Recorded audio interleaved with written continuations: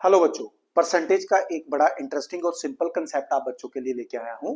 What is 25% of 30% of 400। पहली बात याद रखना, मैथमेटिक्स में स्पेशली अलजेब्रा में ऑफ का मतलब होता है मल्टीप्लिकेशन। 25% का मतलब आ जाएगा 25 अपॉन 100, ये हम जानते हैं।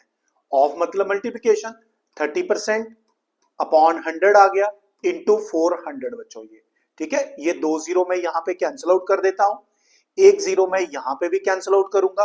अब ये मेरे पास बन गया बेटा, अगर हम इसको थोड़ा सा और सिंप्लीफाई करें, ये आएगा 2 टू जा और ये आएगा 5 और ये 5 वन जा 5, तो ये 5 आ जाएगा हमारे पास। तो हमारे पास बन गया 5 इंटू 3 इंटू 2 यानी कि 30 बच्चों। यानी कि इसका 400 का 25% ऑफ 30% जो है वो 30 के इक्वल आ गया बच्चों। ऐसे और इंटरेस्टिंग कंसेप्ट पढ़ने के लिए चैनल को लाइक एंड सब्सक्राइब करें। मैथ का सिकंदर। जय हिंद बच्चों।